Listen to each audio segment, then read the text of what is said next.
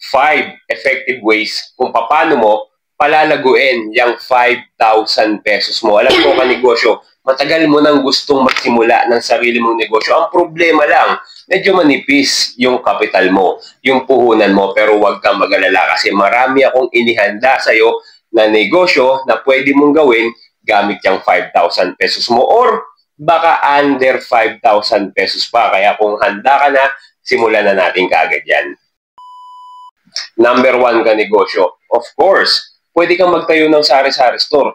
Yes, kanegosyo, sa halagang 5,000, pwede mong simulan yan. Pero syempre, huwag kang mag-expect na malaki kaagad yung tindahan mo. Kasi nga 5,000 lang yung puhunan natin. Pero walang makakapigil sa'yo na makapagsimula ka ng sarili mong tindahan gamit yung 5,000 piso mo. All you need to do is ilista yung mga fast-moving products na sigurado kang mabibili ng mga tao. Ano-ano yun? Syempre, bigas, mga sigarilyo, bisyo, yan, alak, sigarilyo, hindi ka magkakamali dyan at hindi ka matatalo dyan dahil yan talaga mas pinipiling bilhin yan ng mga tao kesa sa mga basic need. Alam mo, yung tao kasi ang mindset yan, hindi bali nang hindi sila kumain, ang importante ay makapagbisyo lang sila. Totoo yan. At ang experience ko sa pagsasari-sari store ko, mas gumagalaw talaga yung mga bisyo, sigarilyo at alak kumpara sa mga basic needs. Ano? Pero syempre, hindi rin naman doon nagtatapos yun.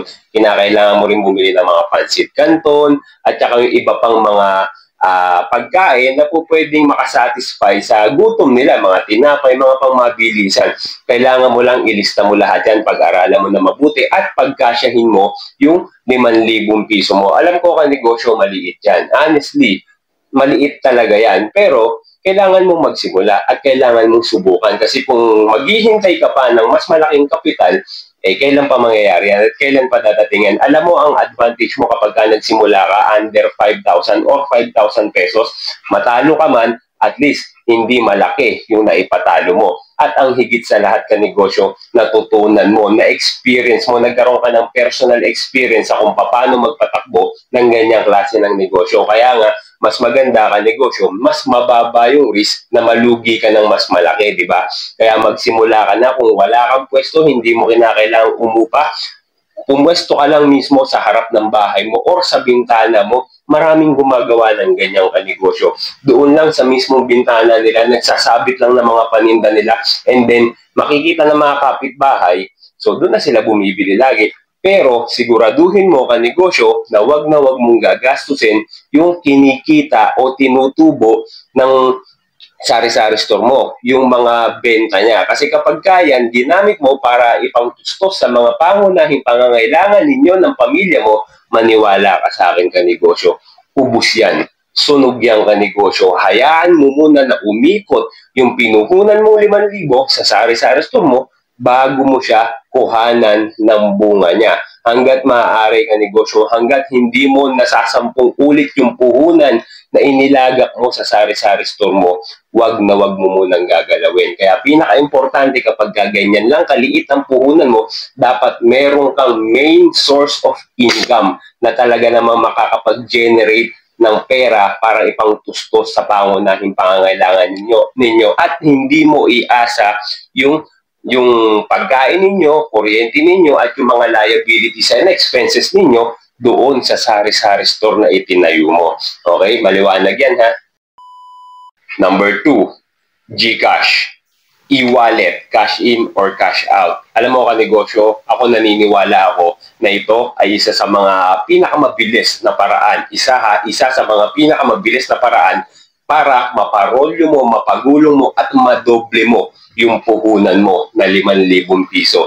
Alam nyo mga kanegosyo, napakadami na pong tao ang tumatangkilik sa ganyang pong klase ng e-wallet kung tawagin cash in or cash out. Kasi may mga billings po tayo na kinakailangan natin bayaran through internet. Kaya dapat merong pera yung cellphone mo. Meron pong lamang pera po yan. At syempre, kinakailangan pa rin natin na totoong pera, di ba? Kaya dapat meron ka rin cash out. Ano po? So dito, ang kailangan mo lang kanegosyo is puhunan mo na 5,000 piso. Tapos magpagawa ka ng napakalaking tarpaulin at ipaskil mo yan sa harap ng gate ninyo.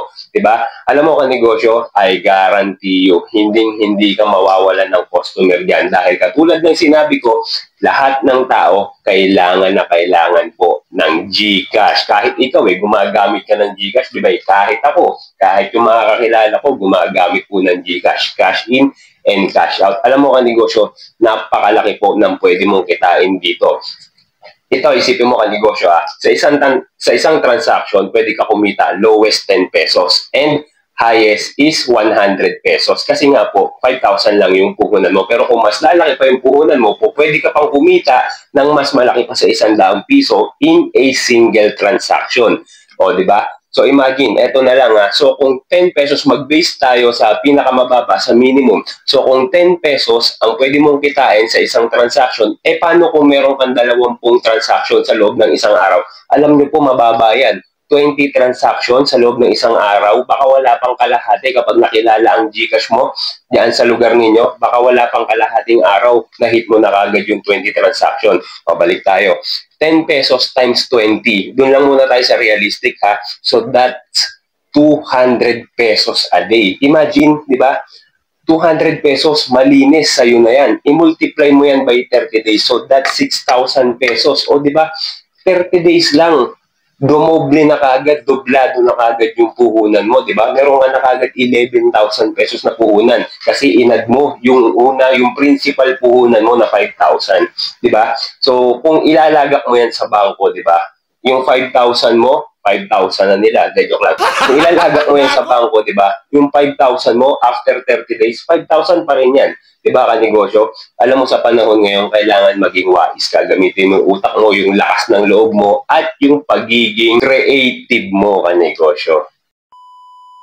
Number 3 ka negosyo, pasabay. Pasabay. Di ba? Alam niyo ka negosyo, ito po ay isa sa mga maaari mong pagkakitaan, lalo na kung ikaw ay mahilig maggagagala. Kunyari, mahilig ka pumunta sa isang lugar nang hindi ka naman kumikita. Bakit hindi mo gawin pagkakitaan yan, kanegosyo, di ba?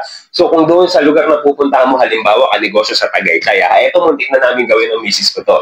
Halimbawa, pumunta kami ng Tagaytay before. Pumunta pala talaga kami ng Tagaytay before, mga kanegosyo, no? Tapos doon may nakita kami na isang tindahan doon kung saan nagbebenta sila ng mga napakasarap na mga egg pie. Nakalimutan ko ano ko diyan. Hindi to collaboration, hindi paid collaboration to. No, this is a not paid collaboration, kanegosyo, no? Pero ipapaskill ko sila diyan.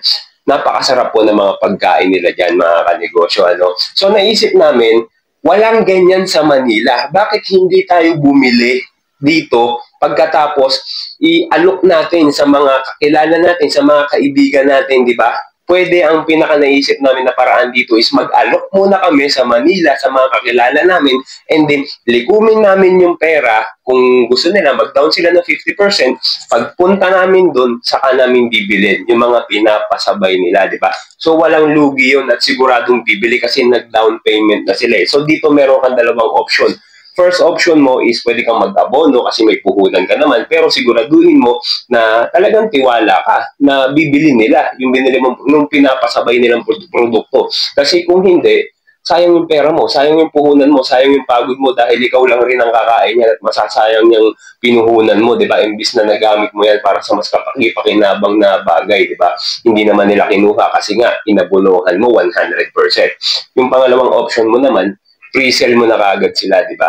Kunin mo yung mga picture sa internet, marami naman yan. Pagkatapos singilin mo na kagad sila. At least 50%, okay lang yan. Pero kung kaya mo sila singilin ng 100%, singilin mo na kagad. So, ang tip ganito, since malalayo yung mga lugar na pupuntahan mo at doon lang makikita yung mga produkto o pagkain na pwede nilang bilhin at wala diyan sa lugar ninyo, di ba? So, magpatong ka ng medyo mataas. Halimbawa, so kung 500 pesos yung presyo ng produkto na pinapasabay sa'yo, pwede mo siyang gawing 600, di ba? So, magpatong ka ng medyo mataas. Tapos, damihan mo, di ba? So, kung 20 silang tao, di ba? Di ilan na yon. So, isang biyahe lang yon, di ba? Tapos pabalik, di kumita ka na agad ng napakaganda, di ba? Na amount. So, mga tatambayan mo yan, pwede sa Tagaytay, pwede sa Divisoria, mag-aano ka na kagad, oy, pupunta ako ng Divisoria, di ba? Baka meron kayo ipapasabay dito, di ba? So, dapat meron ka na kagad na presyo in your mind. Lista mo na kagad, di ba? Para kapag tinanong nila, kahit alam nila yung presyo, aware dapat sila na nagpapatong ka kasi hindi naman ito kawang gawa eh. Negosyo ito, pinagkakakitaan mo to, kaya normal lang na kumita ka sa kanila at magpatong ka ng porsyento based sa gusto mo.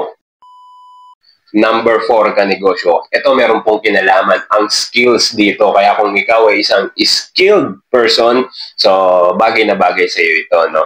Mga online tutor, 'di ba? Mga online coaching. Alam niyo po ba nung pandemic, kasagsagan ng pandemic, ginawa ko po 'yan kasi po ako is a personal trainer by profession. So 10 taon po ako naging isang personal trainer before pandemic, ano po.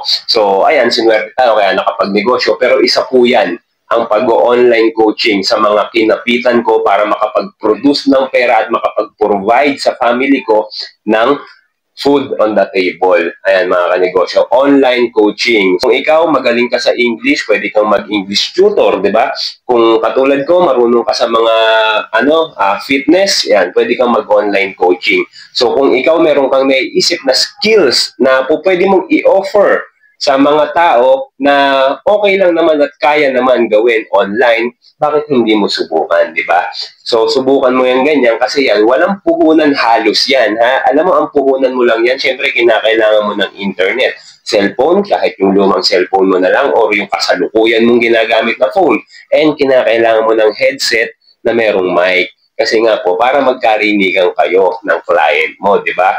So, ganyan po, napaka-effective po niyan para kumita ka ng pera. At makalikom ka, makaipon ka, at kapag nakaipon ka na ng mas malaking pera, pwede ka na ngayon mag-isip ng panibagong negosyo na pwede mong pasukin or kung gusto mo, palawakin mo yung ginagawa mong klase ng negosyo, di ba?